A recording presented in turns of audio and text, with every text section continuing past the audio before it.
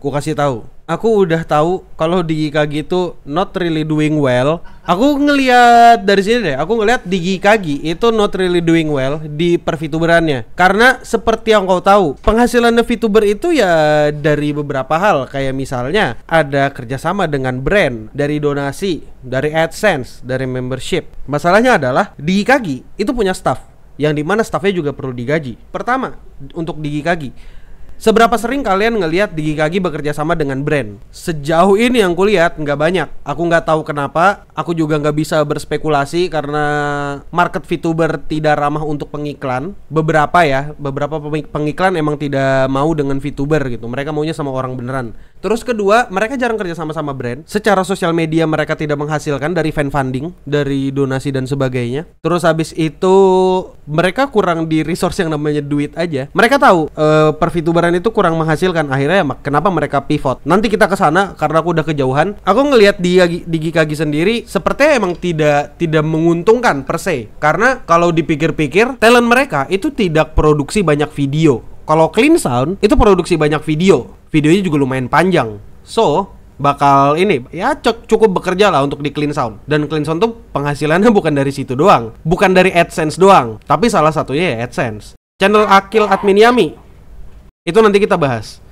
Intinya mereka tidak menghasilkan aja. Ini masalah keseluruhan talent. Aku ngelihat performa di beberapa talent, it's not that good. Bekerja sama dengan brand juga mereka kurang. Pertanyaannya adalah mereka dapat duit dari mana? Kalau cuma mengandalkan dari fan funding, itu kecil banget. Dan kita tahu di GKG itu kayak jarang banget buat dapat penonton 3 digit. Yang dimana 3 digit itu orang-orang kayak rela untuk mengeluarkan banyak duit banget untuk mereka. Seperti itu kurang lebihnya. Itu kalau di penglihatanku. Aku sering nontonin streamer-streamer di GKG.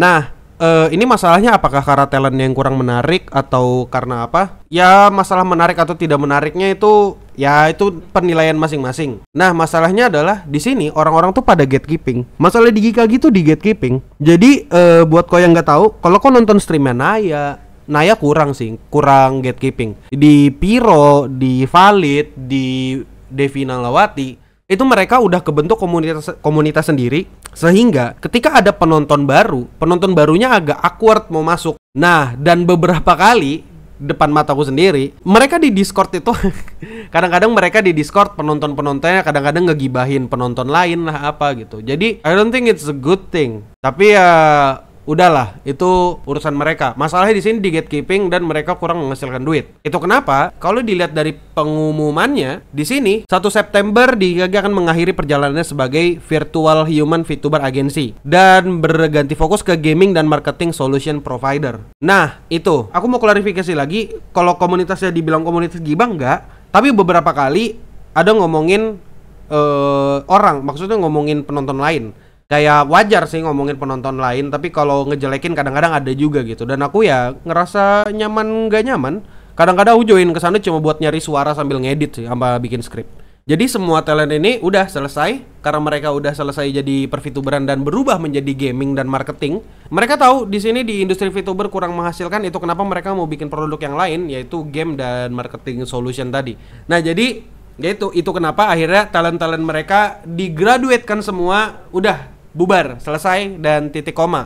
Di GKG juga sebelumnya ngegraduatekan Valita. Jadi basically Valita pergi duluan sebelum ini karam.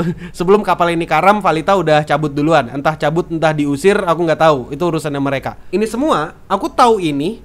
Aku tahu kalau di GKG bakal kenapa-kenapa. Dia mengumumkannya 23 Agustus. Godot mengeluarkan pengumuman 20 Agustus.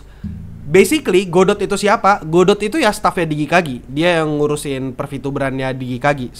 Itu kurang lebih dia staffnya di GKG. Dia ngasih tahu, halo guys, dengan tweet ini mau menginformasikan kalau gua udah bukan bagian dari di GKG per hari ini. Di GKG dan OmniVR bener-bener tempat yang fun, bla bla bla bla bla bla. Udah, intinya dia bilang dia cabut dari di GKG atau OmniVR. Oke, kepalanya atau staff utamanya itu udah cabut. Mereka tersisa apa gitu?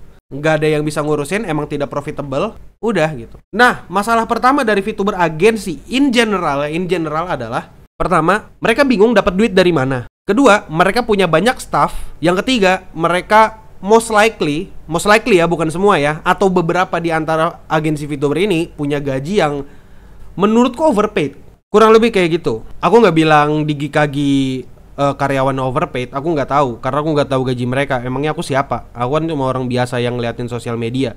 Itu kan most likely karena kalau katanya emang berapa, orang-orang tuh selalu pengen gaji UMR atau selisih sedikit sama UMR, selisih ke bawah atau selisih ke atas. Let's say agensi VTuber punya staff 4 biji atau 5 biji. VTubernya tidak menghasilkan, secara donasi kurang, secara kerjasama dengan brand kurang, tapi agensinya ini menggaji karyawan juga. Duitnya dari mana? Kalau misalnya mereka harus menaikkan gaji gitu, ngerti gak sih maksudnya? I hope you understand ya. Ya kurang lebih kayak gitu. Emang secara economics per-VTuberan emang belum sustain juga, kecuali kau punya beberapa charm yang oke, dan kau rela untuk merintis dari awal dengan gaji yang tidak seberapa. Emang biasanya kayak gitu sih seharusnya. Cuma itu aja asumsiku dan yang ada di kepalaku untuk Digikagi. Masalahnya adalah Digikagi basically punya nasib yang rada-rada mirip dengan Mahapanca. Ini Hans, staf sepuhnya Mahapanca, itu cabut. Bisa jadi Mahapanca juga bakal ada berita gede nantinya. Tapi nggak tahu ya, nggak tahu. Ada beberapa hal yang dari Mahapanca juga. Aku nggak mendoakan Mahapanca yang jelek-jelek. Aku nggak mau ekonomi kreator VTuber itu crumble ya, karena ya aku juga cukup senang dengan industri VTuber ini gitu. Sama dengan Mahapanca, aku nggak tahu apa aja kerja sama brand yang udah dilakuin sama Mahapanca. Apakah mereka secara donasi atau fan funding udah cukup? Tapi mereka juga perlu punya staff yang butuh dikasih makan. Pada dasarnya VTuber masih awam dan brand-brand lokal masih berpikir 2 kali jika mau memakai iklan VTuber. Iya. Basically itu, entah bayarannya kurang, entah gajinya telat, entah emang pemasukannya tidak sebanyak itu. Tapi intinya untuk agensi-agensi gede per se di Indo, yang Indo murni, mereka not doing well. Nah intinya gitu. Sebenarnya ya, kalau misalnya mau, aku ada beberapa ide bisnis untuk VTuber. VTuber selama ini tuh mereka cuma kayak mengembangkan VTubernya aja, streamnya aja. Tapi mereka tidak actually berusaha untuk mengembangkan IP. Padahal perusahaan ini mereka itu punya senjata yang namanya IP. IP dari Andi, IP dari karakter A, B, C, D, E, F, G. Misal IP dari Valita Patricia, IP dari Naya Isfara. IP-nya mereka bisa kolaborasi gitu, bikin apa gitu kayak dijual gitu kan. Sesimpel merchandise. Aku sampai sekarang nggak ngelihat ada banyak merchandise dari Digikagi. So, aku nggak tahu. Bukan IP yang itu bang, Satuan. Jadi intinya seperti itu. Kayak apa ya? Aku rada kasian sih sebenarnya. Kok emang harus ngambil banyak resiko sih sebenarnya kalau mau VTuberan. Nah, yang jadi masalah bagi kaum VTuber ini, mereka secara fans yang bener-bener willingly untuk menghabiskan uang mereka ke VTuber kesukaan mereka itu nggak banyak. Sebenarnya ada beberapa hal yang bisa aku omongin sih. Tapi kalian tahu nggak sih kalau ternyata, aku nggak tahu ini boleh diomongkan atau enggak, tapi kalian tahu nggak orang-orang Digikagi itu adalah orang yang dulu ngurusin Niji Sanji Indonesia. Niji Sanji Indonesia, apakah mereka doing well? Aku nggak tahu, karena aku nggak terlalu memperhatikan. Karena aku sempat dikata-katain sama orang-orang sana. Aku bukan menyalahkan VTuber jika mereka ada kurang dalam pemasukan. Jika karena VTuber ada manajer, itu tugas manajer buat mengarahkan talentnya dalam entertainment. Iyalah, nggak ada. Yang salah VTuber ya karena tidak entertaining sebenarnya itu. Itu untuk Digikagi. Jadi ya mereka not doing well lah. Makanya mereka mau pivot ke industri game. Nah betul tahu. Entah kenapa gue ngerasa VTuber itu banyak yang entertaining dan berpotensi, tapi bisnis acumennya nggak samsek. Ya itu dia. Jadi saranku, ini untuk kalian ya. Kalau kau mau membuka agensi VTuber, start small, pelan-pelan eskalasinya gitu.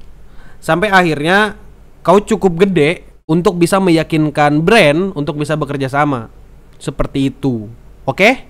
Intinya start small, maksudnya untuk modal awal gede nggak apa-apa.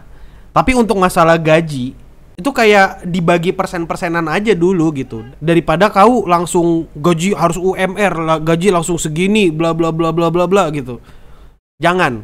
Jangan kayak gitu. Kau bakal nyakitin ekonomimu sendiri. Aku kasih tahu ya, VTuber nge-review makanan. Susah nggak? Kan VTuber tidak boleh kelihatan, ujungnya pakai tangan gitu. Tidak kelihatan beneran dia makan, bisa aja dipotek atau di apa. Jadi agak susah untuk review makanan. Review skincare, bisa nggak? Nggak bisa. Review main game, Bisa aja dia yang gak jago main game gitu. Dan tidak se-entertaining itu. Ada banyak YouTuber lain yang jago main game. Orang tuh butuh kehadiran. Maksudnya in case di sini muka gitu. Kalau VTuber emang udah gede baru bisa. Tapi kalau tidak gede-gede amat agak susah. Sekian dan terima kasih. Bang, kalau VTuber korpo Subaton artinya lagi kejar target ya? Gak tahu ya. Maksudnya kayak Subaton di Indonesia sendiri kayak goblok gitu loh. Kau ngerti gak sih? Subaton itu seharusnya streamnya tidak berhenti, streamnya jalan terus. Kau capek istirahat tidur aja, udah tinggal aja streamnya. Yang penting streamnya tetap nyala. Udah stream aja terus, gak usah dipotong-potong. Ngapain dipotong-potong anjir, kue? Ngapain dicicil motor, rumah, KPR anjir kalau digituin mah. Subaton itu nggak perlu dipotong-potong. Karena esensinya yaitu kayak maraton. Ada orang lari maraton dipotong-potong. Ya bukan maraton namanya anjir. Aneh. Itu yang pertama. Yang kedua, belum tentu dia mau kejar finansial gitu. Bisa aja karena dia emang suka aja, pengen men-challenge dirinya gitu. Tapi ya sekali lagi, VTuber mau Subaton itu urusannya dia ya. Kalau mukaku, apakah mukaku peduli? Enggak, tapi gini, apakah mereka kejar target? Enggak, bisa aja enggak. Tapi apakah itu akan membantu finansial mereka? Bisa jadi. Karena kau harus berkorban PC ya. Kayak Subaton 2 hari 3 hari resiko emang ada, PC bakal kenapa-kenapa gitu. Ya tapi setauku PC ku nyala 30 hari juga enggak kenapa-napa sih. Lebay aja sih orang-orang.